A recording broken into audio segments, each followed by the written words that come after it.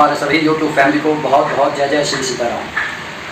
आज एक छोटी सी कहानी के माध्यम से ये बताने का प्रयास करूंगा कि कई बार लोग ये लोगों की ये अवधारणा है कि अगर कोई व्यक्ति दुखी है तो उसको जीवन में और ज़्यादा दुख मिलते चले जाते हैं, और जो लोग अमीर हैं, जो सुखी लगते हैं समाज में देखने पर, उनको बहुत ज़्यादा सुख मिलते हैं। आखिर इसके पीछे वजह क्या है, इसके पीछे कारण क्या है? एक बार माता पार्वती ने भगवान शिव से इसी प्रश्न इसी बात पर चर्चा की, ये प्रश्न किया कि हे शिव शंभु, आपके इस संसार में जो लोग दुखी हैं उनको दुख बहुत ज़्यादा मिल रहा है, और जो लोग सुखी हैं उन्हें सुख बहुत ज़्यादा मिल रहा है। भगवान भोलेनाथ बोले कि तुम्हारा प्रश्न बहुत अच्छा है, लेकिन इसका जवाब मैं तुम्हें पृथ्वी लोक पर चलकर ही दूंगा। अब वो पृथ्वी लोक पर आ गए, एक गांव में आकर ठहरे, और वहाँ पर उन्होंने अपनी थोड़ी सी गृहस्थी जमाई। अब जब पृथ्वी लोक पर आ गए हैं और मानव शरीर धारण कर रखा है, तो अपने जीवन का लालन पालन भी उसी तरीके से करना पड़ेगा। भगवान शिव ने कहा, तुम खाने की व्यवस्था किस तरीके से खाना बनाना है तुम उसकी व्यवस्था करो रसोई की, और मैं सामान लेकर आता हूँ कि बनाना क्या है। माता पार्वती भगवान भोलेनाथ के जाने के बाद उन्हें ज़रूरत पड़ी चूल्हा बनाने की। अब उन्होंने विचार किया कि चूल्हे के लिए ईंटें कहाँ से लेकर आई जाएं।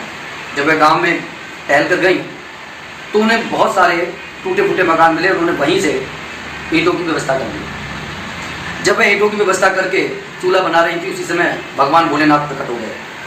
भगवान भोलेनाथ ने किसी और बात को ना छेड़ते हुए सीधे मुद्दे की बात पर आए। कहने लगे, ये जो चूल्हे के लिए ईंटें लेकर आई हूँ, ये कहाँ से लेकर आई हैं? माता पार्वती ने कहा कि गांव के बाहर बहुत सारे टूटे फूटे मकान हैं, बस जो जर्जर हालत में मकान थे उन्हीं से मैं ईंटें लेकर आ गई। भगवान शिव मुस्कुराए, कहने लगे, तुमने ऐसा क्यों किया? जो जर्जर हालत में थे, जो टूटे फूटे थे, तुमने उन्हें और ज़्यादा जर्जर कर दिया। करना तो ये चाहिए था कि किसी अच्छे मकान से ईंटें लेकर आ जाती। माता पार्वती कहने लगी, ये आप क्या कह रहे हैं? जो टूटे फूटे थे, जिनकी कोई देखभाल नहीं कर रहा था, मैं वहाँ से ले आई, लेकिन जिन घर की कोई देखभाल कर रहा है, जो साफ़ सुथरे हैं, वहाँ से लाना क्या ईंटों का उचित होता? भगवान शिव ने कहा, जो प्रश्न आपने मेरे से किया था कि इस संसार में जो दुखी हैं उनको ज़्यादा दुख मिल रहा है, और जो सुखी हैं उनको ज़्यादा सुख क्यों मिल रहा है, तुम्हारे इसी क्रियाकलाप में उसका आंसर निहित है। माता पार्वती समझ गई कि दरअसल ये सुख दुख हमारे कर्मों का खेल है। जब व्यक्ति अपने अच्छे कर्म करता है, अपने को शुद्ध और पवित्र रखने का प्रयास करता है, तब नव ग्रह भी उसका कुछ नहीं बिगाड़ पाते, क्योंकि उसे भगवान का भरपूर आशीर्वाद मिलता है।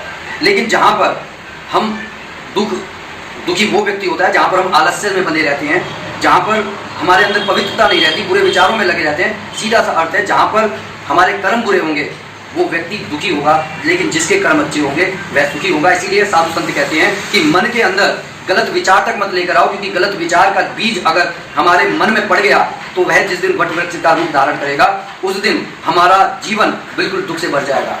लेकिन अगर हम दूसरों की मदद करना चाहते हैं, अच्छे विचारों को संजो कर रखते हैं, तो उसका जब वट वृक्ष बनेगा तो उत्तरोत्तर भगवान की कृपा हमारे पर बनी रहेगी। कैसी लगी ये कथा कमेंट करके जरूर बताइएगा। बोलिए जय जय श्री सीताराम।